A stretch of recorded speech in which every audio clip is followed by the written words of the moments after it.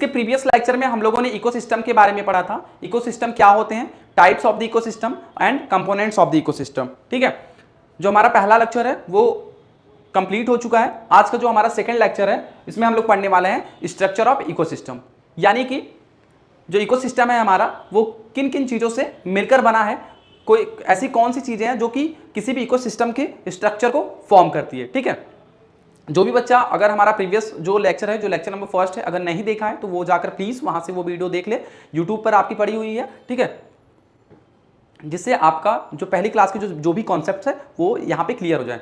फिर भी मैं एक मोटा मोटा मैं यहाँ पे डिस्कस कर लेता हूँ कि जो हमारा इकोसिस्टम होता है, जो टर्म होता है वो किससे मिलकर बना होता है। Two Greek words eco plus system, जिसके मतलब होता है इन्वायरमेंट एंड इंट्रैक्शंस। किसी भी कोई भी लिविंग ऑर्गेनिज्म हो गया, उसका इन्वायरमेंट के साथ किस तरीके से क्या इंट्रैक्शंस है उसके बारे में हम लोग इकोसिस्टम में स्टडी करते हैं। देन सबसे जो मेन पॉइंट है, हम लोग देखते हैं कि इकोसिस्टम को क्या बोला जाता है, functional unit of the ecosystem, functional unit of ecology या फिर नेचर। इकोसिस्टम को बोला जाता है फंक्शनल यूनिट ऑफ इकोलॉजी। ठीक है, क्यों कहा जाता है, क्योंकि इकोसिस्टम सबसे फर्स्ट लेवल होता है जहां पर हम किसी भी ऑर्गेनिज्म के साथ साथ उसका क्या इन्वायरमेंट के साथ किस तरीके से वो इंटरेक्शन शो करता है, हम पहली बार ये फर्स्ट लेवल होता है जहां पे हम स्टडी करना स्टार्ट करते हैं। इस वजह से इसको फंक्शनल यूनिट ऑफ नेचर या फिर इकोलॉजी कहते हैं। ठीक है, देन ये जो हमारे इकोसिस्टम होते हैं सेल्फ सस्टेनिंग होते हैं, यानी कि एक स्वयं से ही बनते हैं, खुद में इनकी इतनी क्षमता होती है, खुद से ये सस्टेन होते हैं, सेल्फ रेगुलेटिंग होते हैं। ठीक है, अगर इनके डिफिनेशंस की बात करें कि क्या डिफिनेशंस होता है हमारे स्ट्रक्चरल हमारे इकोसिस्टम का, तो हमने बताया था the interactions between living and non living organism या फिर the interactions between biotic and abiotic components in a particular area. ठीक है, यानी कि ये जो लिविंग ए बायोटिक कंपोनेंट्स क्या होते हैं, जैसे light, temperature, winds, humidity, soils, pH, ठीक है, ये सब हमारे ए बायोटिक कंपोनेंट्स होते हैं। और बायोटिक मींस यानी कि लिविंग ऑर्गेनिज्म। ठीक है, प्रोड्यूसर्स, कंज्यूमर्स, ठीक है, और डिकम्पोजर्स जो होते हैं वो हमारे क्या होते हैं, वो बायोटिक कंपोनेंट्स होते हैं। ठीक, यहां तक बात क्लियर हो गई कि इकोसिस्टम क्या होता है। ठीक है, हमने जान लिया। और इकोसिस्टम टर्म जो ये बच्चों बहुत इंपॉर्टेंट हो जाता है, जो टर्म सबसे पहले जो इकोसिस्टम टर्म था वो सबसे पहले किसने यूज किया था, किसने दिया था, टांसले नामक, एजी टांसले ने इन 1935 में। ठीक है बच्चों, ये याद रखना क्योंकि ये एग्जाम में तुम्हारे पूछेगा ही पूछेगा एक नंबर में। ठीक है, ऑब्जेक्टिव एग्जाम में, क्योंकि इस बार का जो एग्जाम पैटर्न है लखनऊ विश्वविद्यालय का या फिर उनसे एफिलिएटेड जितने भी कॉलेज हैं उनका जो एग्जाम पैटर्न होता है इवेंट सेमेस्टर का, वो एमसीक्यू बेस्ड होता है। ठीक है, देन बच्चों यहां तक अगर हमने टाइप्स ऑफ इकोसिस्टम की बात की तो दो तरीके के इकोसिस्टम हमें देखने को मिलते हैं, टेरेस्ट्रियल इकोसिस्टम और एक्वेटिक इकोसिस्टम। टेरेस्ट्रियल इकोसिस्टम के क्या एग्जांपल्स होते हैं, ट्रॉपिकल फॉरेस्ट होते हैं, ट्रॉपिकल रेन फॉरेस्ट हो गए, ग्रासलैंड हो गए, डिजर्ट हो गए, ये सब क्या है, ट्रॉपिकल, ये सब है जो टेरेस्ट्रियल इकोसिस्टम के एग्जांपल्स हो गए। टेरेस्ट्रियल इकोसिस्टम किसको कहते हैं, developed on the land surface, ऐसा इकोसिस्टम जो कि लैंड पे डेवलप हो उसको हम लोग टेरेस्ट्रियल इकोसिस्टम कहते हैं। और एक्वेटिक इकोसिस्टम ऐसा इकोसिस्टम जो वाटर बॉडीज में डेवलप हो उसको हम लोग क्या बोलेंगे, एक्वेटिक इकोसिस्टम। जैसे एग्जांपल इसका पॉन्ड्स हो गया, लेक्स हो गया, ओशियंस हो गए, सी हो गए, ये सब क्या है हमारे एक्वेटिक इकोसिस्टम। देन हमने बात की कंपोनेंट्स ऑफ द इकोसिस्टम, तो दो कंपोनेंट्स होते हैं, biotic components and abiotic components. Biotic components क्या क्या होते हैं, प्रोड्यूसर्स, कंज्यूमर्स एंड डीकम्पोजर्स, ये हमारे बायोटिक कंपोनेंट्स हैं। ठीक है, और देन हमने ए बायोटिक कंपोनेंट्स की बात की, वहां पे जहां पे लाइट है, टेम्परेचर है, ह्यूमिडिटी है, ठीक है, पीएच है, सॉइल्स है। बच्चों ए बायोटिक कंपोनेंट जैसे अगर लाइट ना हो तो क्या प्लांट क्या यहाँ पे लाइफ सर्वाइव कर सकती है, क्या हम लोग यहाँ पे सर्वाइव कर सकते हैं, ठीक है, नहीं कर सकते। कोई भी लाइफ जो है वो सस्टेन नहीं कर सकती, क्योंकि जो अल्टीमेट सोर्स होता है लाइट का वो क्या होता है, सन होता है। ठीक है, सन से जो लाइट आती है उसको प्लांट्स क्या करते हैं, प्लांट्स जो फिजिकल लाइट होती है यानी कि जो लाइट एनर्जी होती है उसको कन्वर्ट करते हैं फोटोसिंथेसिस के थ्रू केमिकल्स एनर्जी में। ठीक है, प्लांट्स ने फिर उसी के थ्रू प्लांट्स का ग्लूकोज या फिर अपने फूड्स का एनर्जी का फॉर्मेशन करते हैं, फिर वहां से एनर्जी जो होती है वो हर्बीवोरस यानी कि जो कंज्यूमर्स होते हैं, जो हम लोग हैं वो कंज्यूमर्स हैं, तो वहां से प्लांट से ही हम लोग क्या करते हैं, एनर्जी को कंज्यूम करते हैं। देन हम लोग क्या हो गए, कंज्यूमर्स। फिर कंज्यूमर से एनर्जी जो होती है वो ट्रांसफर होती है एक अलग अलग ट्रॉपिकल लेवल पे। ठीक है, इस वजह से जो हमारा एक स्ट्रक्चर बना हुआ है, ठीक है, एनर्जी फ्लो का, producer to consumer, consumer to decomposers, ये जिसकी वजह से यहाँ पे लाइफ सस्टेनेबल है। ठीक है, तो बच्चों ये तो हो गया पूरा का पूरा हमने जो प्रीवियस लेक्चर में पढ़ा था। आज की वीडियो में हम लोग पढ़ने वाले हैं स्ट्रक्चर ऑफ इकोसिस्टम। ठीक है, हमने पहले ही बताया कि आज के इस वीडियो में हम लोग बात करने वाले हैं कि किस तरीके से कोई भी इकोसिस्टम है, कौन कौन सी चीज़ों से मिलकर कौन कौन सी ऐसी चीज़ें हैं जो कि किसी भी इकोसिस्टम के स्ट्रक्चर को फॉर्म करती है, बनाती है। ठीक है, तो इसके दो मेन कंपोनेंट्स होते हैं। ठीक है, क्या क्या होते हैं, बच्चों दो कंपोनेंट इसके जो स्ट्रक्चर ऑफ इकोसिस्टम की बात करें हम तो can be divided into two components, can be sorry यहीं से स्टार्ट करते हैं,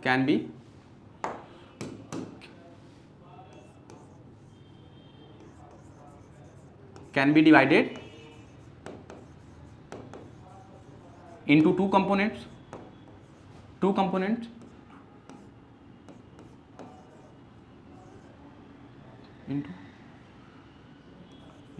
two components। वो कौन कौन से कंपोनेंट्स हैं? ठीक है, जो स्ट्रक्चर ऑफ इकोसिस्टम है can be divided into two components. कौन कौन से हैं वो? Species compositions and stratification. यानी कि किसी भी इकोसिस्टम के जो स्ट्रक्चर को फॉर्म करने में ये दो कंपोनेंट जो है वो इंपॉर्टेंट रोल प्ले करती है। कौन कौन सी है? वो है स्पीसीज कंपोजिशन एंड स्ट्रैटिफिकेशन। ठीक है, अब हम एक एक करके ये देखेंगे कि ये स्पीसीज जो कंपोजिशन क्या होता है और स्ट्रैटिफिकेशन क्या होते हैं। ठीक है, तो अगर हम बात करें स्ट्रक्चर में स्पीसीज कंपोजिशन की, ठीक है, तो स्पीसीज कंपोजिशन जो है वो क्या होता है? ठीक है, different kinds of the species which are present in a ecosystem. यानी कि स्पीसीज कंपोजिशन, स्पीसीज का कंपोजिशन किसी भी इन्वायरमेंट में कितने टाइप्स के या फिर कितने स्पीसीज प्रेजेंट्स हैं उनको ही हम लोग स्पीसीज कंपोजिशन कहते हैं। ठीक है, समझ में आया बच्चों? और स्ट्रैटिफिकेशन क्या होता है? पहले हम स्पीसीज कंपोजिशन समझ लेते हैं, फिर उसके बाद स्पीसीज स्ट्रैटिफिकेशन समझेंगे। ठीक है बच्चों, चलिए स्टार्ट करते हैं स्पीसीज कंपोजिशन को। ठीक है, तो जो स्पीसीज जो कंपोजिशन होता है, number of kinds of species present in ecosystem।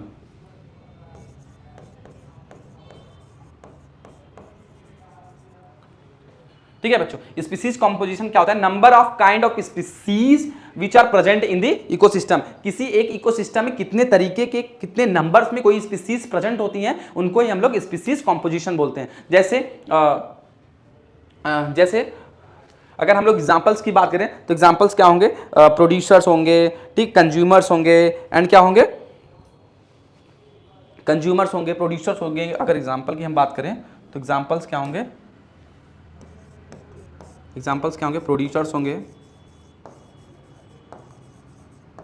Consumers होंगे।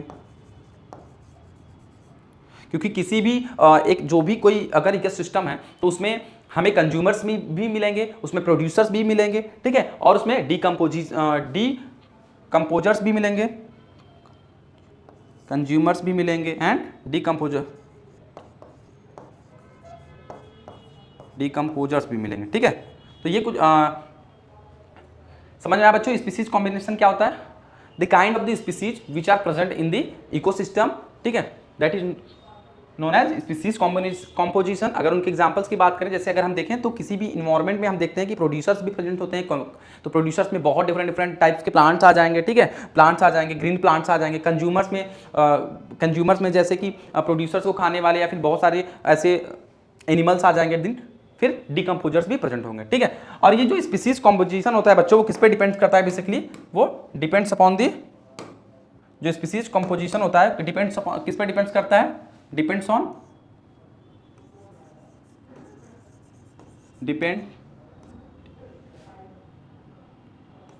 On abiotic factor.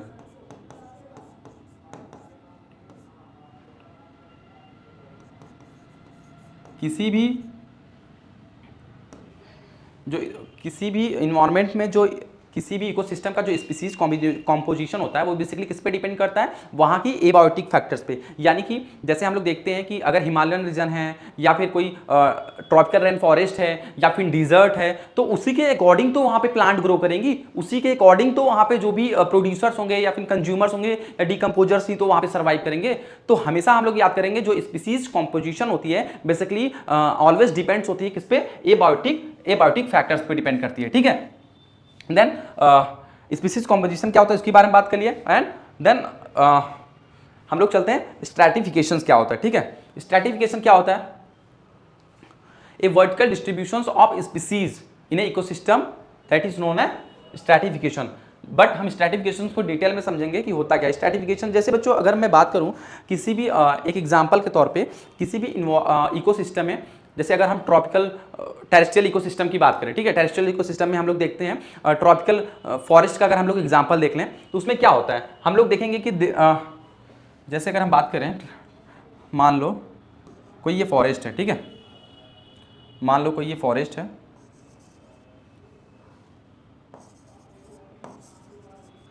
ठीक है, ये फॉरेस्ट है, उसमें एक प्लांट होगा, ठीक है, लंबे भी प्लांट्स होंगे, कुछ छोटे भी प्लांट्स होंगे, ठीक होंगे या नहीं होंगे, फिर छोटे भी प्लांट्स होंगे, कुछ इनसे भी छोटे प्लांट्स होंगे, ठीक है, कुछ इनसे भी छोटे प्लांट्स होंगे, सॉरी, कुछ इनसे भी छोटे प्लांट्स होंगे बच्चों, और कुछ क्या होंगे, कुछ श्रब्स भी होंगे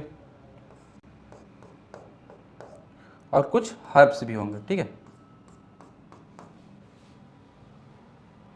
ठीक।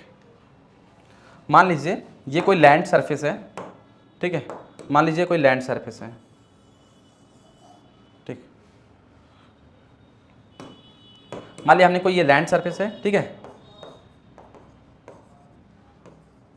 तो हमने इसमें देखा कोई ये मान लीजिए कोई एग्जांपल, ये कोई लैंड है, ठीक है, ये लैंड है नीचे, और ये कोई एक टेरेस्ट्रियल इकोसिस्टम है जिसमें हमें देखने को मिलता है कि कुछ लंबे भी प्लांट्स होंगे, कुछ उनसे छोटे प्लांट्स होंगे, कुछ उनसे भी छोटे होंगे और कुछ उनसे और छोटे होंगे, ठीक है।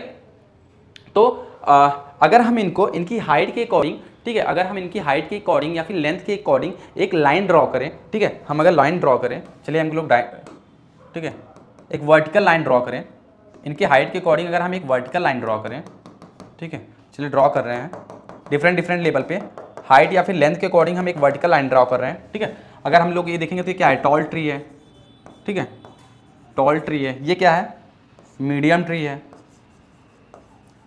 मीडियम ट्री, ये क्या है, स्मॉल ट्री है, ठीक है, स्मॉल ट्री है, देन वहीं पे श्रब्स आ गए एंड हर्ब्स आ गए, ठीक है। तो बच्चों हमने इनकी हाइट एंड लेंथ के अकॉर्डिंग जब हमने एक वर्टिकल लाइन ड्रॉ किया तो हमने क्या देखा कि हमें एक जब इनको हम इनके हाइट के अकॉर्डिंग या फिर लेंथ के अकॉर्डिंग इनको सेपरेट्स करते हैं, ठीक है, सेपरेट्स करते हैं या डिफ्रेंशिएट करते हैं तो हमें क्या मिलता है, एक वर्टिकल लाइन डिस्ट्रीब्यूट मिलती है, ठीक है, ये वर्टिकल लाइन है, ठीक है, एक वर्टिकल लाइन वर्टिकल लाइन मिलती है या वर्टिकल लाइन या फिर वर्टिकल लेयर मिलती है जिसको हम लोग क्या बोलते हैं, स्ट्रेटा बोलते हैं, ठीक है, जिसको हम लोग स्ट्रेटा बोलते हैं, वर्टिकल लाइन, ये वर्टिकल लाइन है जिसको हम लोग स्ट्रेटा बोलते हैं, ठीक, क्या बोलते हैं, स्ट्रेटा बोलते हैं, ठीक है। और इन्हीं वर्टिकल लाइंस का बनना या फिर इन्हीं स्ट्रेटा का बनना क्या कहलाता है, स्ट्रैटिफिकेशन कहलाता है। और इसका डिफिनेशन क्या होता है, vertical distribution of species in a ecosystem. तो vertical distribution of species in a ecosystem is called stratification, ठीक है बच्चों, समझ में आया है। लिख देते हैं वर्टिकल डिस्ट्रीब्यूशन ऑफ, क्या है यहीं पे लिख देते हैं, वर्टिकल डिस्ट्रीब्यूशन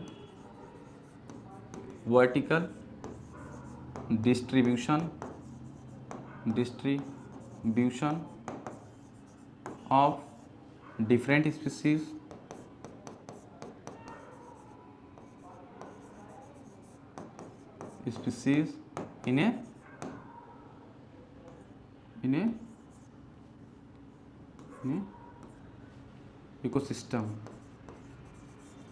इसी को ही हम लोग स्ट्रैटिफिकेशन कहते हैं, ठीक है। Vertical distribution of different species in a ecosystem is called, is known as stratification, ठीक है बच्चों, यहां तक समझ में आया आप लोगों को, ठीक है। और अगर हम इनको डिफरेंट लेवल की बात करें तो अगर हम एक और भी डायग्राम बना सकते हैं, जैसे अगर हम बात करें इसकी तो बच्चों इसको हम थोड़ा सा और छोटा कर लेते हैं, ठीक है। अगर हम बात करें इनकी और लाइन की, मतलब इसको अगर हम किस तरीके से और ड्रा कर सकते हैं, तो इसको हम लोग देखते हैं कहीं बुक्स में आपको देखने को मिलेगा। डिफरेंट डिफरेंट जो लेबल्स हैं उनको हम इस तरीके से भी अगर हम ड्रॉ करते हैं, ठीक है, सॉरी, ठीक है, यहाँ पे हर्ब्स आएंगे, श्रब्स आएंगे, ट्रीज आएंगे। देखो यहाँ पे क्या आएंगे, यहाँ पे क्या आएंगे बच्चों, ट्री आएंगे। यहाँ पे पहले क्या आएंगे, हर्ब्स आएंगे। यहाँ क्या आएंगे, श्रब्स आएंगे। यहाँ क्या आएंगे, स्मॉल ट्री आएंगे। यहाँ पे टॉल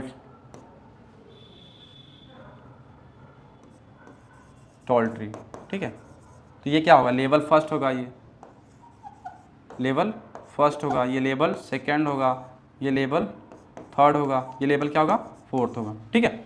इस तरीके से देखिए हम लोग जब डिस्ट्रीब्यूट कर रहे हैं किसी different vertical distribution of different species को, मतलब हर्ब्स में हर्ब्स प्रेजेंट होंगे, श्रब्स प्रेजेंट होंगे, स्मॉल ट्री, तो अगर हम इनको डिस्ट्रीब्यूट करें तो हमें एक वर्टिकल लाइंस मिल रही है, वर्टिकल लाइन जिनको हम लोग स्ट्रेटा बोलते हैं। और इन्हीं स्ट्रेटा या फिर लाइंस का बनना हम लोग क्या कहलाते हैं, स्ट्रैटिफिकेशन कहलाता है, ठीक है।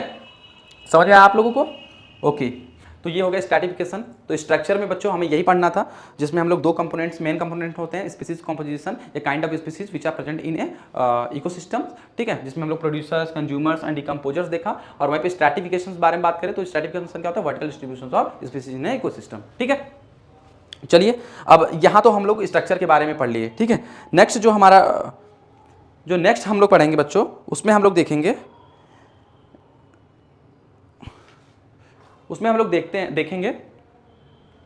कि फंक्शनल एस्पेक्ट ऑफ इकोसिस्टम, कि क्या किसी इकोसिस्टम में, किसी भी इकोसिस्टम्स के क्या फंक्शंस होते हैं, ठीक है, उसमें कौन कौन से फंक्शंस परफॉर्म्स किए जाते हैं, ठीक है, और क्या इसके इकोसिस्टम के क्या मतलब क्या इंपॉर्टेंट फंक्शंस होते हैं, ठीक है, अपने आप को सर्वाइव रखने के लिए या फिर सस्टेनेबिलिटी को बनाए रखने के लिए क्या करते हैं ये इकोसिस्टम, इनके क्या क्या कौन से इंपॉर्टेंट फंक्शंस हैं। तो किसी भी इकोसिस्टम की जो फंक्शनल एस्पेक्ट है या फिर किसी भी इकोसिस्टम का क्या होता है कि 4 इंपॉर्टेंट फंक्शंस होते हैं, यानी कि इसको हम दूसरी भाषा में कहें तो जो किसी भी इकोसिस्टम का जो फंक्शनल एस्पेक्ट होता है, जो फंक्शंस होता है, बेसिकली 4 पिलर्स पे डिपेंड्स करता है, ठीक है। 4 टाइप्स के पिलर्स, 4 डिफरेंट टाइप के पिलर्स पे डिपेंड्स करता है, जिसमें पहला जो है वो क्या है, प्रोडक्टिविटी है। जो दूसरा होगा वो क्या है,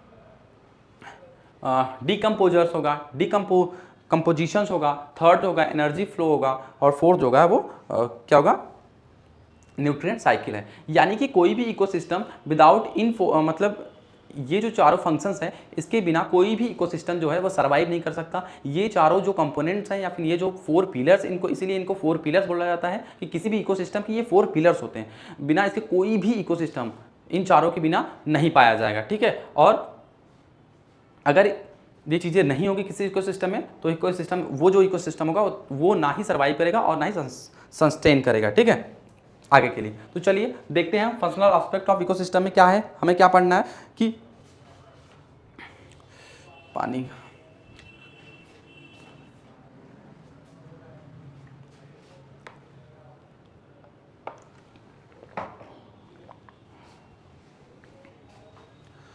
यहाँ पे क्या होता है बच्चों, फंक्शनल एस्पेक्ट ऑफ इकोसिस्टम में 4 इंपॉर्टेंट फंक्शंस होते हैं।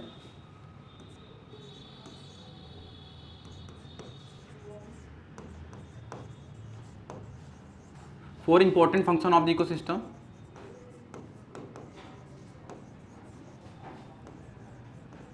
वो कौन कौन से हैं, हम उनके बारे में एक एक करके पढ़ने वाले हैं, ठीक है। 4 इंपॉर्टेंट फंक्शंस ऑफ इकोसिस्टम, या फिर ऐसा भी है कहीं आपको देखने को मिल सकता है कि 4 इंपॉर्टेंट पिलर्स जो होते हैं इकोसिस्टम्स के, ठीक है, वो कौन कौन से होते हैं, ठीक है। 4 इंपॉर्टेंट फंक्शंस ऑफ इकोसिस्टम, जिसमें अगर हम लोग पहला देखें, अगर हम उसमें पहला देखें तो क्या है, प्रोडक्टिविटी है, ठीक है। अब प्रोडक्टिविटी क्या होती है बच्चों, जितना ज़्यादा किसी भी इकोसिस्टम में सन से आने वाली जो भी लाइट्स हैं किसी भी इकोसिस्टम में, जितने ज़्यादा ग्रीन प्लांट्स होंगे, जितने ज़्यादा प्लांट्स होंगे, वो उतनी ही ज़्यादा क्या करेंगे, फोटोसिंथेसिस करेंगे। और उतनी ज़्यादा जब ज़्यादा फोटोसिंथेसिस करेंगे तो ज़्यादा प्रोडक्शन होगा, किसका, बायोमास का ज़्यादा प्रोडक्शन होगा। तो वो जो इकोसिस्टम होगा वो ज़्यादा सस्टेनेबल होगा, ज़्यादा स्टेबल होगा, ठीक है। तो प्रोडक्टिविटी बहुत ज़्यादा इंपॉर्टेंट है किसी भी इकोसिस्टम्स के लिए। अब जब प्रोडक्टिविटी होगा तो वहाँ पे क्या होंगे, फिर क्या होगा, एनर्जी का फ्लो होगा। अब यहाँ पे कोई भी प्रोड्यूसर्स एनर्जी का फॉर्मेशन या फिर बायोमास का प्रोडक्शन तो कर लिया, अब ये क्या होगा, फिर से एनर्जी का फ्लो होगा, यानी कि प्रोड्यूसर्स से कंज्यूमर्स में जाएगा। ठीक है, ये हो जाएगा। जब कंज्यूमर से क्या होगा कि डिकम्पोजर्स में जाएगा। अब डिकम्पोजर्स भी एनर्जी का फ्लो होना भी किसी इन्वायरमेंट में जरूरी है, यानी कि जब तक अगर प्रोड्यूसर्स कोई प्लांट अगर भोजन बना ले और वो कोई प्रोड्यूस ही ना करे, मतलब प्लांट्स वगैरह किसी को ट्रांसफर ही ना करे एनर्जी, जब तक हम लोग अगर प्लांट्स को खाएंगे या फिर प्लांट्स से जो भी हमारे ग्रेन्स एंड ऑल चीज़ें मिलती हैं उनके थ्रू हमें क्या मिलती है, एनर्जी तो मिलती है, ग्लूकोज तो मिलती है। ठीक है, हम खाना खाते हैं तो हमें एनर्जी तो मिलती है। अगर प्लांट से हमें वो चीज़ें ना मिले तो फिर हम कैसे सर्वाइव कर पाएंगे। तो एनर्जी का ट्रांसफर हुआ, एनर्जी का फ्लो हुआ। ठीक है, एनर्जी फ्लो हो गया सेकंड। फिर थर्ड डिकम्पोजर्स होंगे। अगर कोई भी लिविंग ऑर्गेनिज्म है जिसकी डेथ हो जाती है या फिर कोई प्लांट है उसकी डेथ हो जाती है, तो अगर ये डिकम्पोजर्स नहीं होंगे तो क्या वो तब तो वैसे ही इन्वायरमेंट में पड़ा रहेगा लंबे टाइम तक, देर तक, मतलब हमेशा वैसे ही पड़ा रहेगा। तो डिकम्पोजर्स का भी होना जरूरी है कि इसको क्या करते हैं वो लोग, सबसे पहले जो भी इन्वायरमेंट होता है, इन्वायरमेंट मतलब जो लैंड वगैरह होता है उसको क्लीन रखने के लिए बेसिकली इंपॉर्टेंट होते हैं। और डिकम्पोजर्स ही ऐसे होते हैं जो हमारे ये प्लांट्स को न्यूट्रिएंट्स मिलते हैं सॉइल से, वो कहाँ से मिलते हैं, ये डिकम्पोजर्स ही होते हैं जो ये डेड ऑर्गेनिक मैटर्स होते हैं, लीव्स होते हैं। ठीक है, इनको डिकम्पोज करके सॉइल्स में क्या करते हैं, मिक्स करके क्या करते हैं, न्यूट्रिएंट्स बनाते हैं। ठीक है, ह्यूमिनिफिकेशंस करके क्या करते हैं, ये मिनरलाइजेशन के थ्रू ये मिनरल्स या न्यूट्रिएंट्स बनाते हैं। ठीक है, जिससे फिर से क्या करता है, प्लांट जो होता है वो ऑब्टेन करता है, एब्जॉर्ब करता है, और फिर से क्या करता है, फोटो सनलाइट की उपस्थिति में, सनलाइट की प्रेजेंस में ये जो हमारे प्रोड्यूसर्स होते हैं, जो प्लांट्स होते हैं, वो क्या करते हैं, बायोमास या फिर एनर्जी का प्रोडक्शन करते हैं। फिर से वही साइकिल जो है वो चलती रहती है। ठीक है, प्रोडक्टिविटी तो क्या हुआ, प्रोडक्टिविटी क्या होगा बच्चों, हाँ प्रोडक्टिविटी हम लोग किसे कहेंगे, चलिए स्टार्ट करते हैं। जो प्रोडक्टिविटी है हमारी वो क्या है, amount of biomass, amount of biomass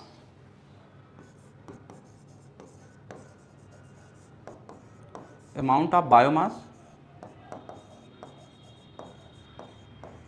produce by amount of biomass को हम लोग और भी क्या बोल सकते हैं, एनर्जी। ठीक है, तो बायोमास क्या होता है, प्रोडक्टिविटी क्या होता है, amount of biomass produce by the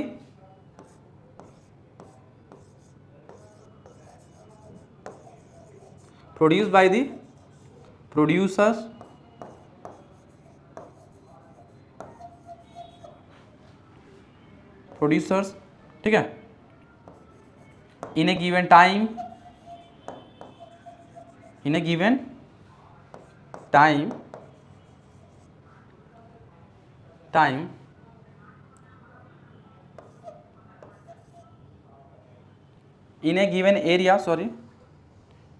area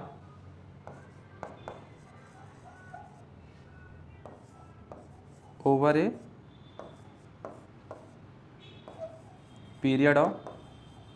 a period time. ठीक है, प्रोडक्टिविटी क्या होता है, amount of the biomass produce sorry बच्चों दो जगह हो गया, प्रोड्यूस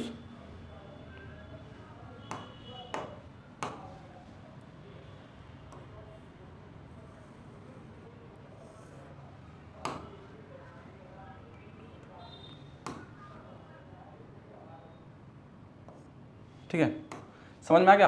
प्रोडक्टिविटी क्या है, amount of biomass produce by the producers in a given area over a period time. ठीक है, तो इसको ही हम लोग क्या बोलते हैं,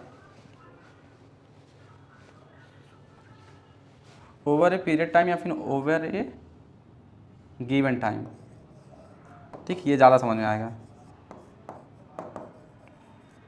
ठीक है, क्या होता है अमाउंट ऑफ बायोमास क्या होता है, एनर्जी होती है। ठीक है, एनर्जी होता है, amount of biomass produce by producers in a given area over A given time. ठीक है, अब बायोमास क्या है, अब ये बायोमास क्या है, बायोमास एनर्जी। अब प्रोड्यूसर्स क्या होंगे, प्लांट्स होंगे, मीन्स प्लांट्स। ठीक है, amount of biomass produce by producers in a given area over A given time, इसको ही हम लोग प्रोडक्टिविटी कहते हैं। ठीक है, इसको ही हम लोग प्रोडक्टिविटी कहते हैं और इसे ही हम लोग प्राइमरी प्रोडक्शंस भी कहते हैं। ठीक है, इसे हम लोग प्राइमरी प्रोडक्शंस कहते हैं। इसे हम लोग प्राइमरी प्रोडक्शन भी कहते हैं, प्राइमरी प्रोडक्शन, क्योंकि ये प्रोड्यूसर्स द्वारा फॉर्म होता है। ठीक है, अगर हम प्राइमरी प्रोडक्टिविटी की यूनिट की बात करें तो क्या होता है, प्राइमरी प्रोडक्टिविटी की यूनिट क्या होता है, प्राइमरी प्रोडक्टिविटी की यूनिट क्या होती है, जो यूनिट होती है प्रोडक्टिविटी की, अगर हम यदि हम बायोमास के बेसिस पे देखें, बायोमास के बेसिस पे देखें, ठीक है, बायोमास के बेसिस पे देखें तो इसका जो यूनिट होगा वो होगा ग्राम पर मीटर स्क्वायर। ठीक है, यूनिट याद रख लेना बाबू बच्चों, ये आपके एग्जाम में पूछ सकता है। ठीक है, अगर हम एनर्जी के फॉर्म में देखें, ठीक है, एनर्जी के पॉइंट ऑफ व्यू से देखें तो जो हमारा प्राइमरी प्रोडक्टिविटी की या फिर प्राइमरी प्रोडक्शंस का जो वो होता है यूनिट था किलो कैलोरी पर मीटर स्क्वायर। ठीक है, ये हमारा एनर्जी के बेसिस पे जो हमारा यूनिट होगा प्राइमरी प्रोडक्टिविटी की वो होगा किलो कैलोरी पर मीटर स्क्वायर। ठीक है, प्रोडक्टिविटी क्या होती है बच्चों, वही होती है जो amount of biomass which are produce by the producers in a given area in a particular time. ठीक है, उसको हम लोग प्राइमरी प्रोडक्टिविटी बोलते हैं, प्राइमरी जिससे हम लोग प्राइमरी प्रोडक्शंस बोलते हैं। प्राइमरी प्रोडक्शंस की अगर यूनिट की बात करें बायोमास के फॉर्म में तो क्या होता है बायोमास के फॉर्म में अगर देखें तो ग्राम पर मीटर स्क्वायर होता है, और वहीं पे अगर हम लोग एनर्जी के बेसिस पे देखें तो इसका जो एनर्जी के फॉर्म में देखें इसका यूनिट तो क्या होता है किलो कैलोरी पर मीटर स्क्वायर। ठीक है, तो ये हो गया बच्चों हमारा प्रोडक्टिविटी। जो हमारा प्रोडक्टिविटी होता है वो बेसिकली कितने तरीके का होता है, ये 2 पार्ट्स में डिवाइडेड होता है। ठीक है, देखो ये जो हमारी प्रोडक्टिविटी होती है, हमारी जो प्रोडक्टिविटी होती है, ठीक है, एक सेकंड, कैन बी डिवाइडेड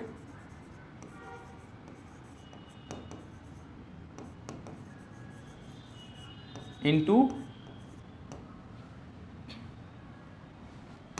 2 सब पार्ट्स। ठीक है, primary productivity can be divided into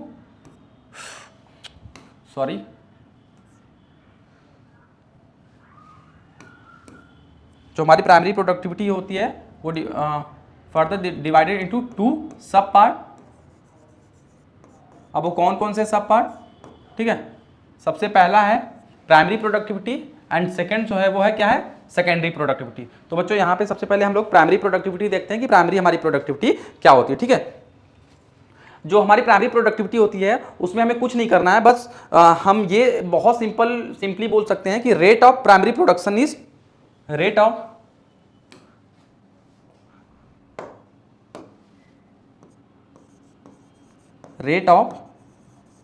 primary production, rate of primary production, इसे हम लोग क्या बोलते हैं प्राइमरी प्रोडक्टिविटी बोलते हैं। ठीक है, rate of primary production is primary productivity is primary. ठीक है, जो भी हमारा प्राइमरी प्रोडक्शन होता है उसका क्या रेट्स होता है उसी को ही हम लोग प्राइमरी प्रोडक्टिविटी बोलते हैं। ठीक है, या फिर अगर हम दूसरे फॉर्म में इनको बताना चाहें, ठीक है, अगर हम दूसरे तरीके से इनको बताना चाहें, इनका दूसरा डिफिनेशन बताना चाहें तो हम लोग बता सकते हैं the rate of production of biomass in a given area, the rate of production of biomass, the rate of production of the rate of productions of biomass in a given area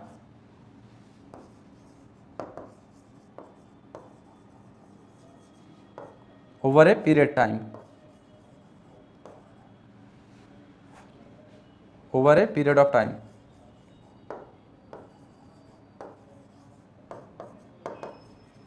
ठीक है, ये हमारा दूसरा definition है कि the rate of production of biomass in a given area over a period of time. ठीक है, over a time period, over a time period. तो बच्चों ये हमारा दूसरा डिफिनेशन हो जाता है कि प्राइमरी प्रोडक्टिविटी क्या होती है। ठीक है, अब अगर हम इसके डिफिनेशंस की बात करें, सॉरी अगर हम इसकी यूनिट की बात करें बच्चों, प्राइमरी प्रोडक्टिविटी थी तो इसकी भी जो यूनिट होती है वो 2 हो जाती है। ठीक है, यूनिट जो होती है वो 2 हो जाती है, वो अलग अलग बेसिस पे। अगर बायोमास के बेस पे देखें, बायोमास के बेस पे देखो तो इसका भी होगा ग्राम पर मीटर स्क्वायर पर ईयर। ठीक है, या फिर इसको हम और तरीके से लिख सकते हैं, ग्राम सॉरी जो इसको हम लोग, या फिर हम इसको लिख सकते हैं gram meter square per year. ठीक है, ये हो सकता है। ठीक है, और इसको भी हम लोग लिख सकते हैं किलो कैलोरी पर मीटर स्क्वायर पर ईयर। ठीक है, ये आपका एनर्जी के बेसिस पे इसका फॉर्मूला होगा। ठीक है, एनर्जी के फॉर्म में इसकी यूनिट। ठीक, समझ में आया आप लोग को कि प्राइमरी प्रोडक्शन क्या होता है? प्राइमरी प्रोडक्शन होता है rate of primary production is primary productivity, या फिर अगर हम दूसरा इसका डिफिनेशन देखें, the rate of production of biomass in a given area over a time period is known as primary productivity. जो प्राइमरी प्रोडक्टिविटी होती है बच्चों वो कितने तरीकों की होती है? वो 2 टाइप्स की होती है। ठीक है, कौन कौन सी होती है? ठीक है, कौन कौन से दो तरीके की प्राइमरी प्रोडक्टिविटी होती है? 2 टाइप्स की होती है। एक होता है नेट प्राइमरी प्रोडक्टिविटी और दूसरा होता है ग्रॉस प्राइमरी प्रोडक्टिविटी। तो चलिए इनके बारे में हम एक एक करके देखते हैं। ठीक है, यहाँ तक समझ में आया फंक्शनल एस्पेक्ट ऑफ इकोसिस्टम। सबसे पहले प्रोडक्टिविटी का जो टाइप है कैन बी डिवाइडेड इनटू 2 सब parts, primary productivity and into 2 सब पार्ट्स में डिवाइडेड है। एक प्राइमरी प्रोडक्टिविटी और दूसरा है सेकेंडरी प्रोडक्टिविटी। ठीक है, तो यहां तक समझ में आया बच्चों। एक प्राइमरी प्रोडक्टिविटी की अगर हम लोग देखते हैं, मतलब एक रिसर्च के थ्रू ये देखा गया है कि किसी भी एनुअल प्राइमरी प्रोडक्टिविटी, ये आपको देखने को मिलेगा, मैं बता दे रहा हूं, एनुअल प्राइमरी प्रोडक्टिविटी। ठीक है, ये आपको देखने को मिलेगा कहीं एनसीईआरटी या फिर किसी कॉम्पिटिटिव एग्जाम की आप लोग तैयारी कर रहे होंगे। तो मान लीजिए जो एनुअल प्राइमरी प्रोडक्टिविटी होती है क्या होती है? 170 जो होती है क्योंकि बिलियन टन होती है। ठीक है, टन होती है, जिसमें से अगर हम लोग देखें तो इसमें से जो हमारी तो इसमें से जो हमारे टेरेस्ट्रियल जो हमारा इकोसिस्टम होता है वो कितना प्राइमरी प्रोडक्टिविटी उसकी कितनी है? तो उसकी जो प्राइमरी प्रोडक्टिविटी है कितनी है? 115 बिलियन टन। ठीक है, जो कि किसी टेरेस्ट्रियल इकोसिस्टम के थ्रू प्रोडक्शन होता है या फिर बायोमास बनता है। ठीक है, और देन वहीं पे अगर हम लोग वाटर की देखें तो बिलियन टन। ठीक है बच्चों, 170 बिलियन टन जो है एनुअल, मान लीजिए जो भी कोई भी इन्वायरमेंट है, इकोसिस्टम है, उसके जो एनुअल प्राइमरी प्रोडक्टिविटी होती है वो 170 बिलियन टन है, जिसमें से 115 जो बिलियन टन है वो किसका है? 117 बिलियन टन जो किसका है वो किसके द्वारा फॉर्म किया गया है? ठीक है, वो है टेरेस्ट्रियल इकोसिस्टम से, टेरेस्ट्रियल इकोसिस्टम। देन वहीं पे बात करें अगर हम 155 बिलियन टन जो प्राइमरी प्रोडक्टिविटी है किसकी है? ओशियन या फिर एक्वेटिक इकोसिस्टम से जो ये हमारी प्राइमरी प्रोडक्टिविटी है इसका फॉर्मेशन हुआ है। अच्छा बच्चों, यहाँ पे अगर मैं आप लोगों से एक सवाल पूछूं कि क्यों जो हमारा टेरेस्ट्रियल इकोसिस्टम्स है, ठीक है, उसमें 115 बिलियन टन जो हमारा एनुअल प्राइमरी प्रोडक्टिविटी है उसका फॉर्मेशन हुआ है, उसका प्रोडक्शन हुआ है, बट 55 बिलियन टन ही सिर्फ हमारे ओशियंस या फिर एक्वेटिक इकोसिस्टम में हुआ है। क्यों? क्योंकि देखिए जो इसका एक रीज़न है। ठीक है, क्योंकि जो हमारा एक्वेटिक या फिर हमारा जो हमारा टेरेस्ट्रियल इकोसिस्टम्स होता है वहाँ पर क्या होता है कि यहाँ पे लाइट जो होती है due to the presence of light, ऐसा क्यों है यहाँ पे? Due to the presence of light, due to the presence of light and access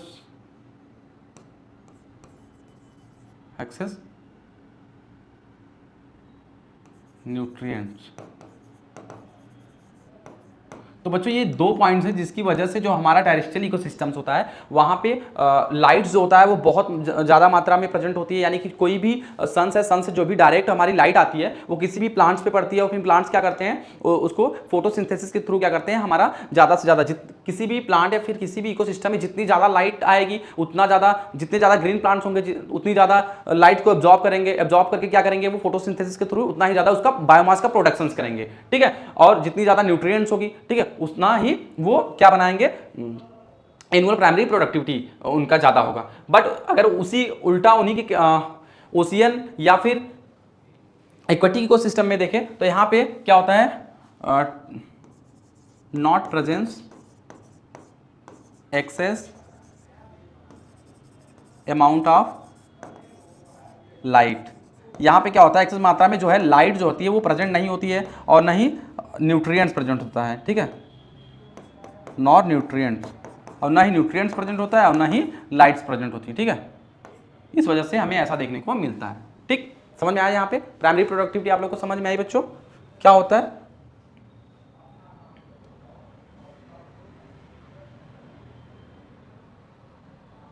ठीक। ओके, आगे चले हम लोग, चलिए हम लोग चलते हैं। इसके बाद आगे हम लोग समझते हैं कि क्या होता है क्या होता है हमारी ग्रास प्राइमरी प्रोडक्टिविटी और नेट प्राइमरी प्रोडक्टिविटी। जो प्राइमरी प्रोडक्टिविटी होती है बच्चों, सॉरी, जो हमारी प्राइमरी प्रोडक्टिविटी होती है बच्चों वो फर्दर डिवाइडेड होती है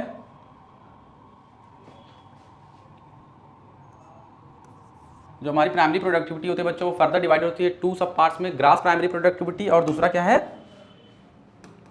एनपीपी नेट प्राइमरी प्रोडक्टिविटी में वो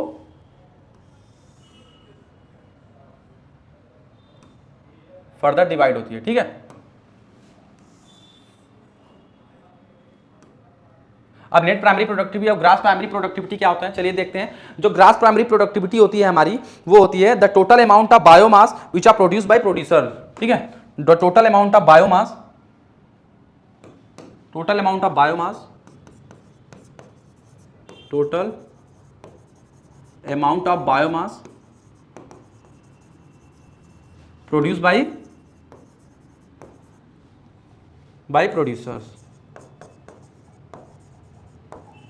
इसे ही हम लोग क्या कहते हैं gross primary productivity. Gross primary productivity क्या होती है, टोटल अमाउंट ऑफ मास, यानी कि एक ग्रीन प्लांट जितना भी बायोमास या फिर एनर्जी का प्रोडक्शन करेगा उसको ही हम लोग ग्रास प्राइमरी प्रोडक्टिविटी कहते हैं, ठीक है। वहीं पे अगर हम लोग बात करें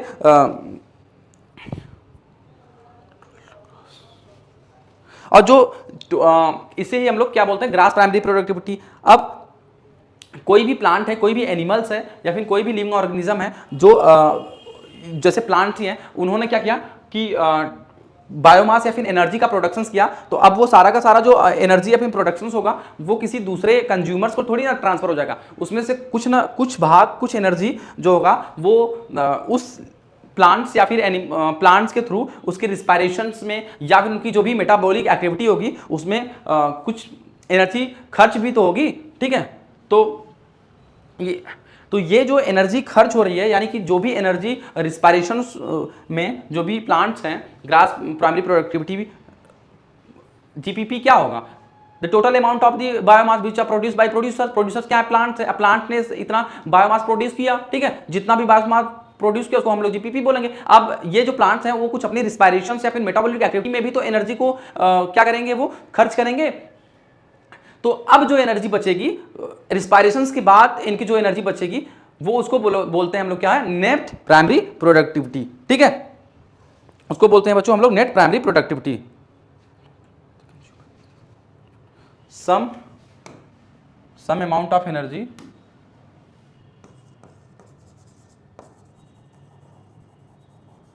some amount of energy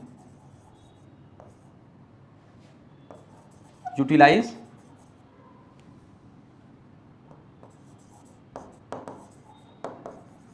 by producer in a respiration। ठीक है, कुछ एनर्जी जो होगी वो क्या होगा, some amount of energy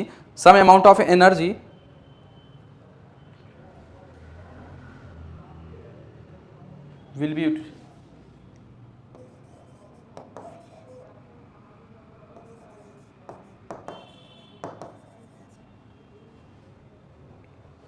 utilized for respiration।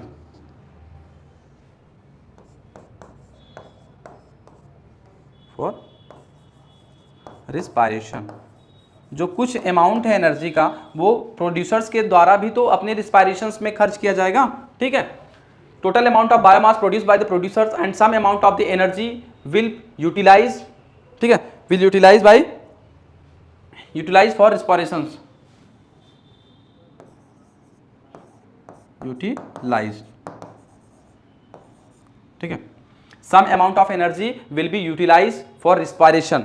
ठीक, जो हमारे प्रोड्यूसर्स होंगे वो क्या करेंगे, कुछ एनर्जी को यूटिलाइज करेंगे अपनी रिस्पायरेशंस में। ठीक, अब जो हमारा नेट प्राइमरी प्रोडक्टिविटी होगा, जो हमारा नेट प्राइमरी प्रोडक्टिविटी होगा वो क्या होगा, net primary productivity equal to GPP gross primary productivity minus R. ठीक है, ये हमारा एनपीपी होता है। ये फार्मूला बहुत इंपॉर्टेंट है, आपके एग्जाम्स में सीधा पूछेगा कि जो नेट प्राइमरी प्रोडक्टिविटी होती है उसे हम लोग क्या बोलते हैं या फिर क्या होता है, ये फार्मूला के थ्रू ही आपसे पूछेगा। ठीक है, जिसमें आर जो होता है वो क्या होता है, रिस्पायरेशन लॉस होता है। ठीक है, ये होता है respiration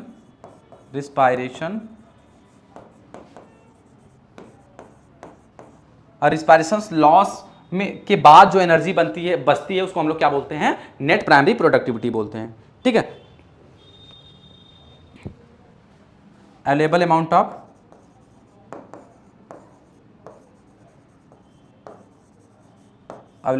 of biomass which are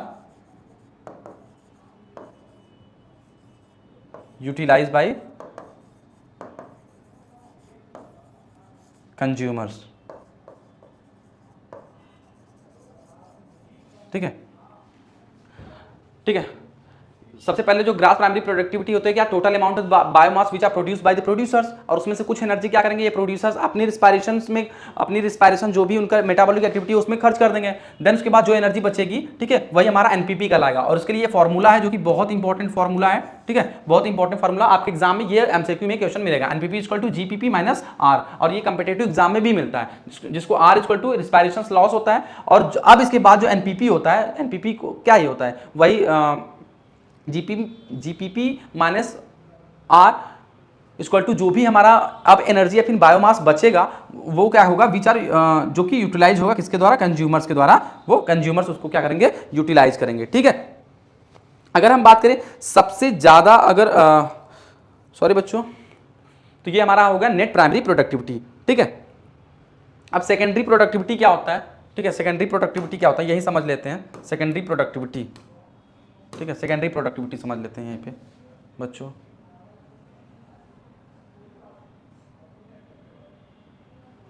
secondary productivity समझ लेते हैं यहीं पे, secondary productivity.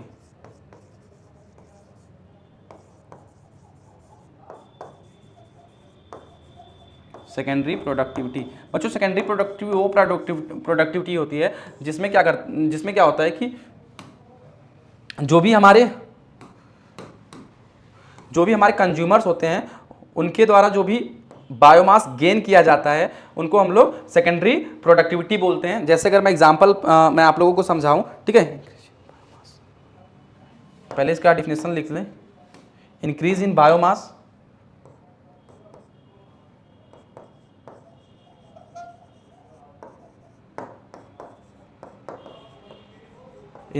Biomass of consumers consumers का जो बायोमास होता है उन उसमें जो इंक्रीजमेंट होता है उसको ही हम लोग बोलते हैं सेकेंडरी प्रोडक्टिविटी। ठीक है, जैसे increase in biomass of consumers. अगर हम जैसे एग्जांपल की बात करें, जैसे मान लीजिए कोई गोट है, ठीक है, कोई बकरी है, ठीक, मान लीजिए कोई बकरी है,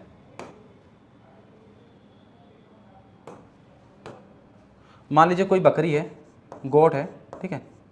अब उसके पास ये क्या है, ये हमारा हर्बीवोरस है, ठीक है, हर्बीवोरस है। अब ये पहले कितने की थी, 40 kg की थी, ठीक है, मान लीजिए कोई 40 kg, ठीक, सॉरी, ये पहले 40 kg की थी।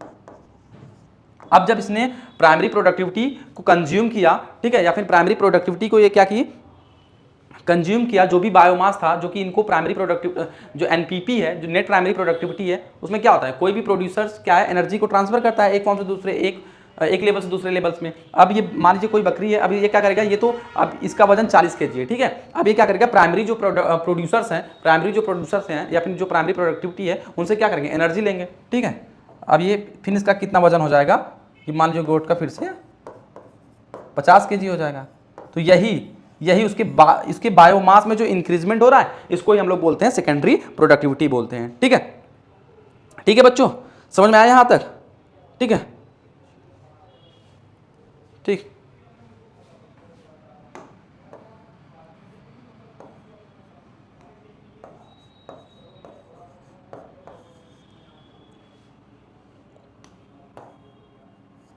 GOAT गॉड, ठीक है बच्चों। ये जो इनकी बायोमास में जो इंक्रीजमेंट हो रहा है, ठीक है, इन्हीं को ही हम लोग बोलते हैं सेकेंडरी प्रोडक्टिविटी। तो चलिए यहाँ तक तो हो गया, हम लोग समझ लिए। नेक्स्ट अब हम लोग देखते हैं डिकम्पोज। देखिए जो नेट प्राइमरी प्रोडक्टिविटी होती है बच्चों, एक चीज़ और जान लीजिए, जो नेट प्राइमरी प्रोडक्टिविटी होती है, ये आपको हो सकता है कहीं देखने को मिले, जो नेट प्राइमरी प्रोडक्टिविटी है वो कभी भी जीपीपी के बराबर नहीं होती है, ठीक है, ये कभी भी जीपीपी के बराबर नहीं होती है, इम्पॉसिबल होती है, ठीक है, ये क्या है, इम्पॉसिबल है, इम्पॉसिबल, ठीक है। और ना ही कभी जो हमारा एनपीपी है, न ही हमारा कभी भी एनपीपी जो है हमारा, न ही जीपीपी से बड़ा होगा, ठीक है। वो भी पूछिए क्यों, ठीक है, ये भी कंडीशन ये हो सकता है आपको दे, ये भी, ठीक है, ये भी क्या है, इम्पॉसिबल है, इम्पॉसिबल, ठीक है। क्योंकि सबसे ज्यादा एनर्जी किसके पास होगी, सबसे ज्यादा बायोमास किसके पास हो, जीपीपी के पास ना। तो यहाँ पे तो एनपीपी बता रहा है कि एनपीपी के पास ज्यादा है, ठीक है, नेट प्राइमरी प्रोडक्टिविटी ज्यादा होती है, फिर ग्रॉस प्राइमरी प्रोडक्टिविटी ज्यादा होती है, तो जीपीपी होती है ना। तो ये भी कहीं अगर आता है ऐसा कॉन्सेप्ट देखने को मिलता है आपको आपके ऑब्जेक्टिव एग्जाम में, तो ये भी इम्पॉसिबल है। और एक चीज मैं बता दूं, ये भी इम्पॉसिबल है। एक और कंडीशन बता दूं, अगर आपको कहीं पे दिखे मिले, अगर आपको कहीं भी देखने को मिले जो एनपीपी है, NPP equal to, sorry, NPP equal to अगर 0 देखने को मिले आपको, तो ये हो सकता है, ठीक है, ये पॉसिबल है, ये पॉसिबल है। ये क्यों पॉसिबल है, क्योंकि जितना जीपीपी कोई भी प्लांट्स अगर जितना भी ग्रॉस प्राइमरी प्रोडक्टिविटी बनाता है और वो उतनी एनर्जी अपने रिस्पायरेशंस में खत्म कर देता है, तो एनपीपी कुछ बचा ही नहीं, तो एनपीपी जो है वो 0 हो जाएगा, ठीक है। तो ये हो जाएगा, ये जो हमारा इक्वेशन है वो पॉसिबल, ये पॉसिबल है, ठीक है। ये कुछ कंडीशंस थी जिसको मैं आप लोगों को बता दिया, ठीक है। और एक चीज़ मैं आपको बताऊं, कहीं कहीं ये बहुत इंपॉर्टेंट हो जाता है बच्चों, कि सबसे ज़्यादा अगर आप लोगों से पूछूं कि यहाँ पे प्राइमरी जो प्रोडक्टिविटी है बच्चों, अगर मैं आप लोगों से पूछूं सबसे ज़्यादा टेरेस्ट्रियल इकोसिस्टम में या फिर टेरेस्ट्रियल इकोसिस्टम सबसे ज़्यादा प्राइमरी प्रोडक्टिविटी किसकी होती है, तो क्या बताएंगे, टेरेस्ट्रियल में सबसे ज़्यादा प्राइमरी प्रोडक्टिविटी, टेरेस्ट्रियल में सबसे ज़्यादा प्राइमरी प्रोडक्टिविटी किसकी होती है बच्चों, टेरेस्ट्रियल इकोसिस्टम में, टेरेस्ट्रियल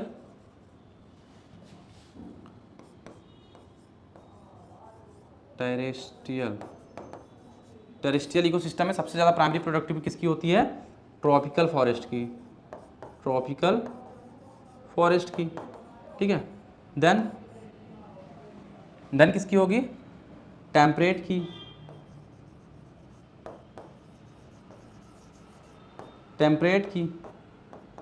टेम्परेट फॉरेस्ट की होगी, ठीक है।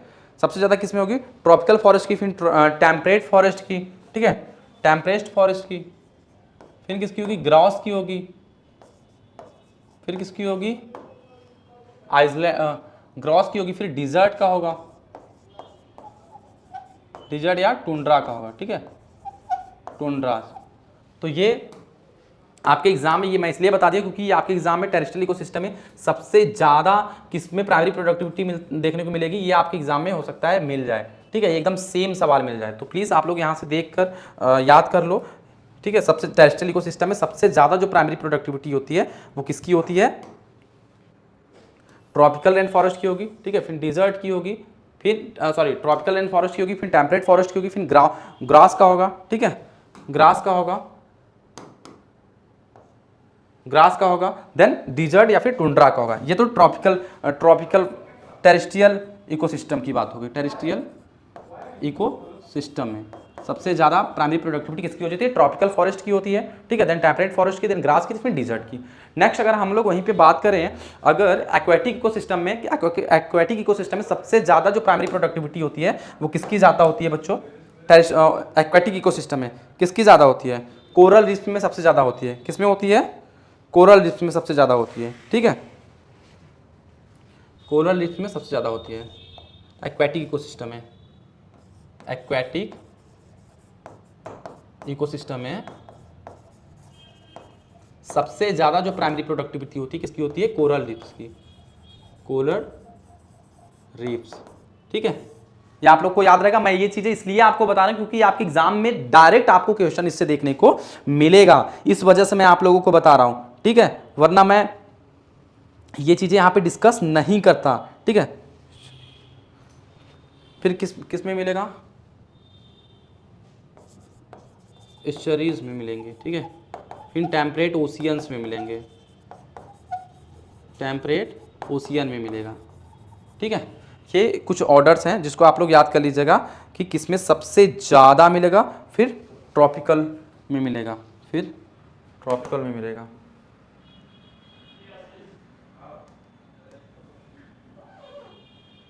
फिर किस में मिलेगा बच्चों?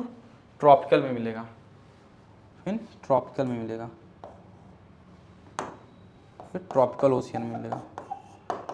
तो अगर ये दोनों सवाल आता है कि एक्वेटिक इकोसिस्टम में सबसे ज़्यादा किसमें आपको प्राइमरी प्रोडक्टिविटी मिलती है, ठीक है, तो आप लोग सबसे पहला नंबर पे कोरल रीफ्स होगा, सेकंड पे यूस्चरीज होगा, ठीक है, थर्ड पे होगा टेम्पलेट ओशियन, और फिर फोर्थ पे हो गया ट्रॉपिकल ओशियन, ठीक है, ठीक। अगर आपको एग्रीकल्चर फील्ड में कोई आपसे पूछे कि एग्रीकल्चर जो फील्ड होता है उसमें सबसे ज़्यादा किसमें सबसे ज़्यादा किसमें आपको प्राइमरी प्रोडक्टिविटी मिलती है, देखने को मिलती है, तो शुगर कैन फील्ड में, ठीक है, शुगर कैन फील्ड में। अगर एग्रीकल्चर फील्ड में पूछा जाए आपसे कि सबसे ज़्यादा किसमें मिलता है, तो एग्रीकल्चर फील्ड में,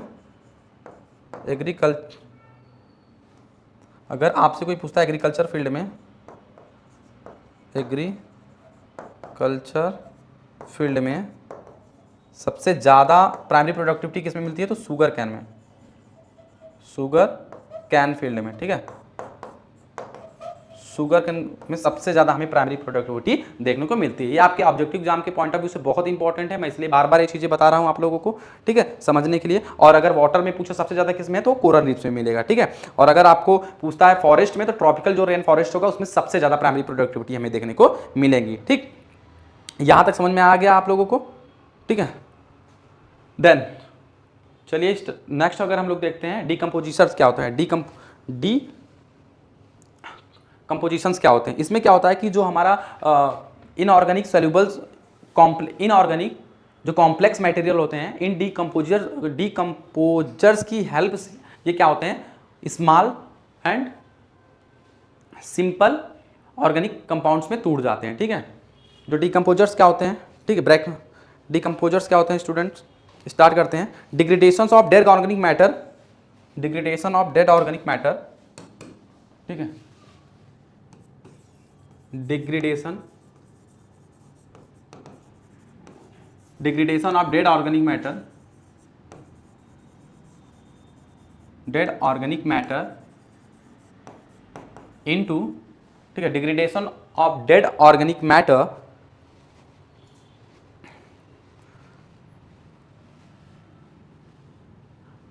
क्या होता है? Decomposition, degradation of dead organic matters with the help of into degradation of dead organic matter into simple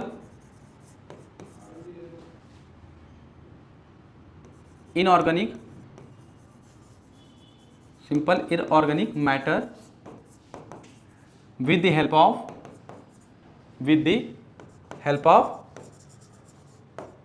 of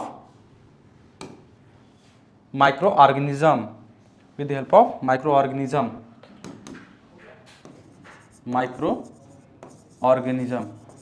वो माइक्रो ऑर्गेनिज्म कौन कौन से होंगे?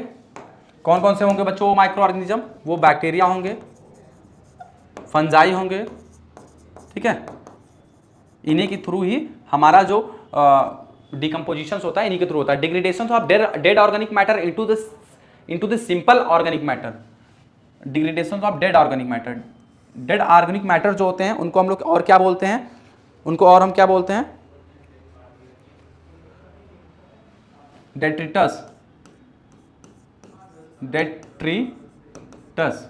ठीक है, उनको हम लोग डेट्रिटस भी बोलते हैं, ठीक है। डेट्रिटस क्या होते हैं? जैसे कि जो भी हमारे प्लांट्स के जो भी डेड पार्ट्स होते हैं, जैसे लीव्स हो गए, स्टेम्स हो गए, ठीक है, या फिर उनके बार्क्स हो गए, उनको हम लोग डेट्रिटस बोलते हैं। Degradation of dead organic matter into the simple organic matter with the help of micro organism. और वो कौन से माइक्रो ऑर्गेनिज्म है? एग्जांपल की बात करें तो वो फंजाई एंड बैक्टीरिया है, ठीक है।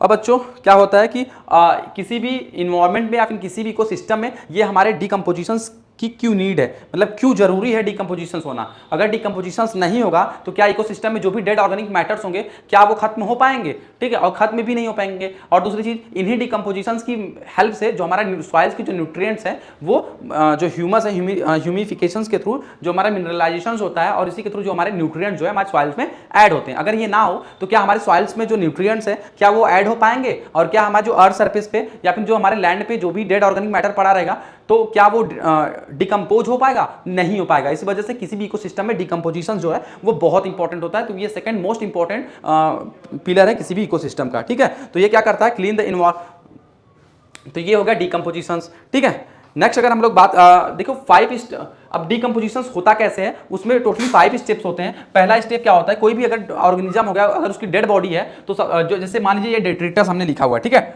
डेट्रिटस लिखा हुआ है, ठीक है। अब डेट्रिटस क्या होता है? मैंने पहले ही बताया, जो भी डेड ऑर्गेनिक मैटर्स के जो लीव्स हो गए, जैसे स्टेम्स हो गए, बार्क्स हो गए, उनको हम लोग डेट्रिटस बोलते हैं, या फिर कोई एनिमल्स हो गया। अब उसका क्या होगा? फ्रेगमेंटेशन होगा। फ्रेगमेंटेशन किसके थ्रू होगा?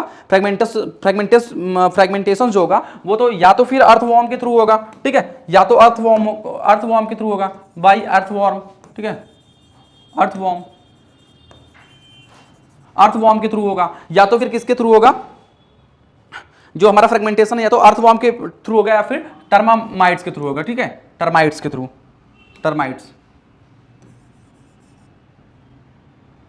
EAR, अर्थवॉर्म या फिर टर्माइट्स के थ्रू होगा, ठीक है, और टर्माइट्स के थ्रू होगा। अब क्या होगा कि जो फ्रेगमेंटेशन में क्या होगा कि हमारे जो डेट्रिटस होते हैं उनका छोटे छोटे पार्ट्स में ये टूट जाएगा। देन उसके बाद क्या होगा? इसकी लीचिंग हो जाएगी। ये जो हमारे छोटे छोटे पार्ट्स हैं जो भी हमारे वाटर्स में सोल्यूबल्स होंगे, ठीक है, उनके साथ क्या करेंगे? ये सोल्यूबल्स पार्ट होंगे वो सॉइल्स में जाकर मिल जाएंगे। देन वहां पे क्या होगा? कैटाबॉलिज्म प्रोसेस होगा। इसमें कैटाबॉलिज्म जो प्रोसेस होती है किसके थ्रू होती है? वो बैक्टीरिया एंड फंजाई के थ्रू होती है, ठीक है, बैक्टीरिया एंड फंजाई के थ्रू होती है, ठीक, बैक्टीरिया एंड फंजाई के थ्रू होती है, ठीक है। लीचिंग क्या होता है? जो भी हमारा सोल्यूबल ऑर्गेनिक मैटर होते हैं, ठीक है, जो भी सोल्यूबल सिंपल ऑर्गेनिक सब्सटेंस होते हैं वो डिसॉल्व हो जाते हैं वाटर के थ्रू सॉइल्स में, ठीक है। कैटाबॉलिज्म में क्या होगा? ये क्या करेंगे? जो बैक्टीरिया एंड फंजाई हैं वो एंजाइम सीक्रेट्स करेंगे, ठीक है, एंजाइम सीक्रेट्स करेंगे, एंजाइम्स को सीक्रेट्स करते हैं, ठीक है। और ये एंजाइम्स क्या होते हैं? इन्हीं एंजाइम्स की वजह की हेल्प से जो हमारा सिंपल ऑर्गेनिक जो मैटर्स होता है, सिंपल ऑर्गेनिक मैटर होता है, वो किसमें कन्वर्ट हो जाता है? वो कन्वर्ट हो जाता है सिंपल इनऑर्गेनिक मैटर्स में। सिंपल इनऑर्गेनिक मैटर्स कन्वर्ट हो जाता है, ठीक है, उसे ही हम लोग ह्यूमिफिकेशंस कहते हैं, ठीक है। ह्यूमिफिकेशन जैसे ह्यूमस बन जाता है, ठीक है, जिसमें ह्यूमस बन जाता है, ठीक है। अब ये कैसा होगा? ब्लैक इन कलर होगा, ठीक है, एमॉर्फस होगा, ठीक है। अब फिर ये जो हमारा ह्यूमस बना है जो कि ब्लैक इन कलर होगा, एमॉर्फस टाइप का होगा, अब इसका मिनरलाइजेशन होगा, यानी कि इसका धीरे धीरे स्लो डिकम्पोजिशन होगा। ठीक है, स्लो डिकम्पोजिशन होगा, स्लो डिकम्पोजिशन होगा, और वो आगे चल के क्या बनाएंगे, मिनरलाइजेशन के थ्रू ये न्यूट्रिएंट्स या फिर मिनरल्स बनाएंगे। ठीक है, न्यूट्रिएंट्स और मिनरल्स बनाएंगे। ठीक है, तो ये हमारा हो गया किस तरीके के 5 स्टेप्स में जो हमारे डिकम्पोजिशर्स होते हैं वो क्या करते हैं, किसी भी डेड ऑर्गेनिक मैटर्स को कैसे मिनरलाइजेशन के थ्रू, लास्ट जो स्टेप होता है मिनरलाइजेशन के थ्रू, जिससे हम न्यूट्रिएंट्स या फिर मिनरल्स बनाते हैं। ठीक है, इनकी इंपॉर्टेंट क्यों है डिकम्पोजिशन की, इंपॉर्टेंट की बात करें तो क्या करेंगे, ये सबसे पहले ये क्या करते हैं, clean the environment by, clean करते हैं, clean the environment by cleaning, clean the environment by removing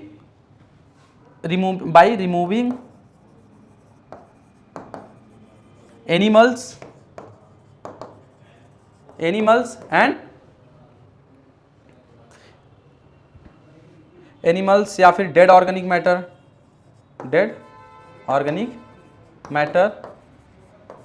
including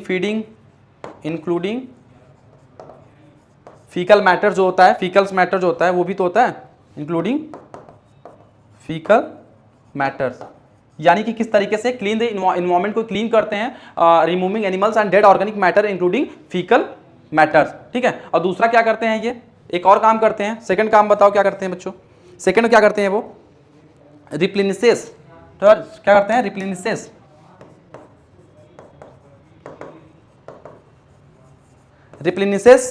ठीक है, रिप्लेनिसेस the soil with nutrients,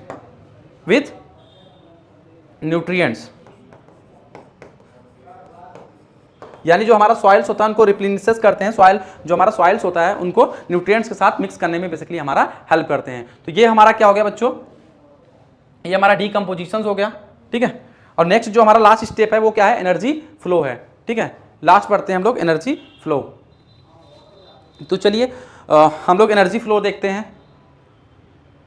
energy flow क्या होता है बच्चों, क्या होता है एनर्जी फ्लो, हमने बताया कि जब कोई ऑर्गेनिज्म होगा उसमें वो प्रोड्यूसर्स होगा, मतलब कोई भी ऑर्गेनिज्म या फिर ऑर्गेनिज्म जैसे प्लांट, ग्रीन प्लांट जो होते हैं वो क्या करेंगे, सनलाइट की प्रेजेंस में क्या करेंगे, सबसे पहले क्या करेंगे, सनलाइट की प्रेजेंस में जो है वो फोटोसिंथेसिस करके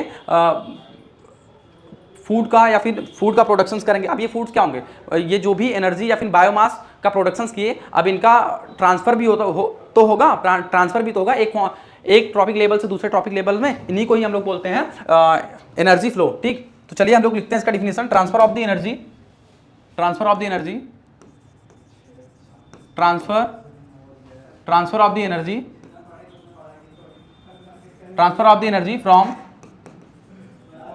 from one trophic level to one trophic level to another. ठीक है, एनर्जी फ्लो क्या होता है, transfer of energy from one trophic level to another trophic level, यानी कि वन ट्रॉपिक लेवल इसको हम लोग प्रोड्यूसर्स भी बोल सकते हैं। ठीक है, इसको हम लोग वन ट्रॉपिक लेवल यानी कि प्रोड्यूसर टू अनदर इसको हम लोग कंज्यूमर्स भी तो बोल सकते हैं, यानी कि जो भी एनर्जी प्रोड्यूसर्स ने प्रोड्यूस किया है उसको कंज्यूमर तक ट्रांसफर करना ही क्या कहलाता है, हमारा ट्रांसफर ऑफ एनर्जी या फिर एनर्जी फ्लो कहलाता है। ठीक है बच्चों, अगर मैं इसको आप लोगों को समझाना चाहूं तो चलिए स्टार्ट करते हैं। मान लीजिए कोई सन है, ठीक है, अल्टीमेट जो सोर्स ऑफ एनर्जी है वो क्या है, सन ही तो है, अल्टीमेट सोर्स ऑफ एनर्जी क्या है, सन है। ठीक है, तो ठीक है, सन क्या है बच्चों, sun is the only source of energy. ठीक है, सन क्या है, only the source of energy, ठीक है, सन जो है एकमात्र एनर्जी का सोर्स है। ठीक है, अब मान लीजिए कोई भी सन से क्या होगा, सन से लाइट आती है। ठीक है, सन से लाइट आएगी। ठीक है, अब क्या जो सन से लाइट आती है तो क्या वो टोटली किसी भी प्लांट द्वारा एब्जॉर्ब कर लिया जाता है, क्या पूरी की पूरी लाइट और सरफेस पे आती है, नहीं, उसमें से सिर्फ कुछ ही लाइट जो होती है वो, मान लीजिए कोई प्लांट है, ठीक है, यहाँ पे कोई प्लांट हो गया, ये कोई प्लांट है, ठीक है, मान लीजिए कोई प्लांट है। अब यहां से एनर्जी आया तो क्या टोटली पूरी एनर्जी किसी प्लांट द्वारा एब्जॉर्ब कर लिया जाता है? नहीं, इसमें से सिर्फ और सिर्फ जो होता है वो 50% जो है एनर्जी जो है, ठीक है, इसको हम लोग क्या बोलेंगे 50%, जो 50% एनर्जी है, ठीक, 50% जो एनर्जी है वो प्लांट द्वारा कंज्यूम की जाती है, ठीक है, 50% ऑफ पीआर, इसको हम लोग बोलते हैं इसको हम लोग बोलते हैं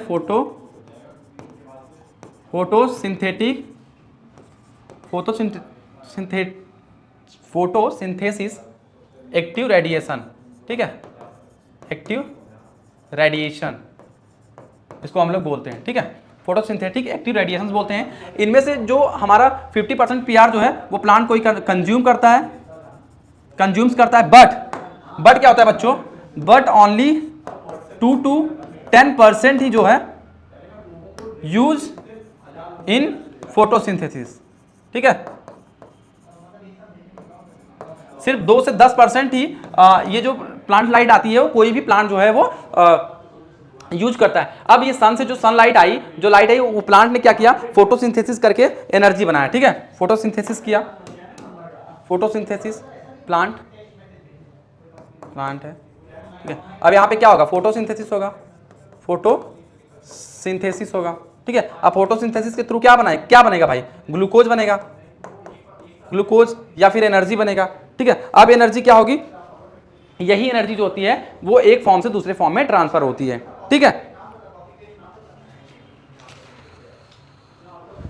ठीक। जैसे मान लीजिए कोई प्रोड्यूसर है, ये देख लीजिए, इससे समझ में आ जाएगा आप लोगों को, प्रोड्यूसर है, ठीक है, नहीं ऐसे सन हो गया, ठीक है, सन हो गया अल्टीमेट सोर्स, सन से क्या होगा, सन से लाइट लेके प्रोड्यूसर, ठीक है, प्रोड्यूसर क्या बनाएगा, प्रोड्यूसर्स फूड बनाएगा, फिर प्रोड्यूसर्स कहाँ जाएगा, कंज्यूमर्स, अब कंज्यूमर से कहाँ जाएगा ये, ठीक है, कंज्यूमर से कहाँ जाएगा ये, डीकंपोजर्स के पास तक जाएगा, ठीक है, डीकंपोजर्स, ठीक है। देखिए सन, आप लोग समझिए, जो सन है, सन से एनर्जी आई, ठीक है, सन से जो लाइट आया वो केमिकल एनर्जी, ठीक है, सन से जो सन से हमारी लाइट आती है वो कौन सी एनर्जी होती है, chemical energy, sorry light energy होती है। लाइट एनर्जी को कन्वर्ट किया जाता है कहाँ से, लाइट एनर्जी को कन्वर्ट किया जाता है इन प्लांट्स के थ्रू, लाइट एनर्जी के थ्रू किसमें कन्वर्ट किया जाता है, लाइट एनर्जी के थ्रू इसको किसमें कन्वर्ट किया जाता है, केमिकल एनर्जी में, ठीक है, तो केमिकल एनर्जी में कन्वर्ट होता है। तो ठीक सन से जो भी लाइट आती है उसको कोई भी प्लांट जो प्रोड्यूसर्स होता है उसको कन्वर्ट करता है किसमें, प्रोड्यूसर जो होगा क्या बनाएगा वो,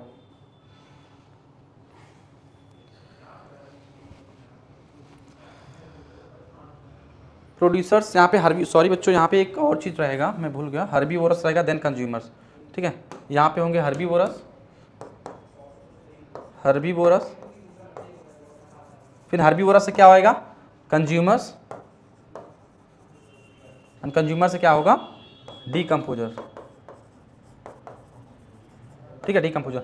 बच्चों यहाँ पे आप लोग को एक चीज़ समझने की जरूरत है कि जो हमारा एनर्जी का जो फ्लो होता है वो कैसा होता है, यूनिडायरेक्शनल होता है, ठीक है, यानी कि एक ही डायरेक्शन में हमारा यूनिडायरेक्शनल होता है, जो फ्लो ऑफ द एनर्जी होता है कैसा होता है, यूनिडायरेक्शनल होता है, यानी कि वो यहाँ पे देख रहे हैं एनर्जी का, सन से जो भी एनर्जी आई वो प्रोड्यूसर्स लिया, प्रोड्यूसर्स ने क्या किया, फूड को प्रोड्यूस किया, ठीक है, प्रोड्यूसर्स कौन से हैं, प्लांट्स हैं, ठीक है, प्लांट्स हैं। अब हर्बीवोरस कौन से होंगे, हर्बीवोरस ये प्राइमरी कंज्यूमर्स इनको हम लोग बोलते हैं, ठीक है, इनको हम लोग क्या बोलते हैं बच्चों, सेकंड, ये प्लांट्स हैं। और हर्बीवोरस क्या हो जाते हैं, डियर्स हो जाएंगे, और उसके बाद इंसेक्ट्स हो जाएंगे, ठीक है। अब यहाँ पे क्या हो जाएगा, फ्रॉग्स हो जाएगा, ठीक है। कंज्यूमर्स में भी दो तरह के कंज्यूमर्स हो जाएंगे, एक हो जाएगा प्राइमरी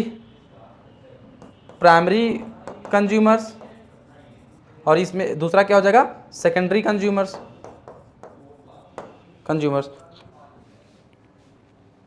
ठीक है, फ्रॉग्स हो गया। और डीकंपोजर्स में हमारे क्या आ जाएंगे, फंजाई एंड बैक्टीरिया। बच्चों यहाँ पे हम लोग देख रहे हैं कि जो हमारा एनर्जी का जो फ्लो है वो कैसा है, वो यूनिडायरेक्शनल, एक ही डायरेक्शन में, कहीं डिकम्पोजर से सॉरी कंज्यूमर से कभी हमें एनर्जी थोड़ी ना मिलेगी, प्रोड्यूसर को थोड़ी ना एनर्जी मिलेगी, हमेशा प्लांट से जो एनर्जी होगी वो ट्रांसफर होगी हर्बीवोरस में, क्योंकि प्लांट्स को जो है वो हर्बीवोरस खाएंगे, फिर हर्बीवोरस को कार्निवोरस खाएंगे या कंज्यूमर्स खाएंगे, ठीक है, फिर कंज्यूमर्स को क्या करेंगे, प्राइमरी कंज्यूमर्स खाएंगे, मतलब टर्शियरी कंज्यूमर्स कंज्यूम करेंगे। तो इस तरीके से हमारा जो एनर्जी का फ्लो है वो चलता रहता है। और मैं आप लोगों को बता दूं जो हमारा एनर्जी फ्लो है वो हमारे जो एनर्जी फ्लो ऑफ एनर्जी है वो supported by the law of the thermodynamics, यानी कि जो हमारा एनर्जी फ्लो है वो जो थर्मोडायनेमिक्स की जो लॉ है उसको वो इसको सपोर्ट करती है। जैसे कि उसका क्या है, फर्स्ट लॉ क्या है कि जो हमारा एनर्जी है वो तो ना कभी डिस्ट्रॉय की जा सकती है ना ही बनाई जा सकती है, बस एक फॉर्म से दूसरे फॉर्म में वो कन्वर्ट की जा सकती है, ठीक है। और जो सेकंड लॉ है वो क्या कहता है, सेकंड लॉ ये बताता है कि जब भी एनर्जी एक फॉर्म से दूसरे फॉर्म में ट्रांसफर होती है तो कुछ एनर्जी जो होती है वो क्या करती है, वो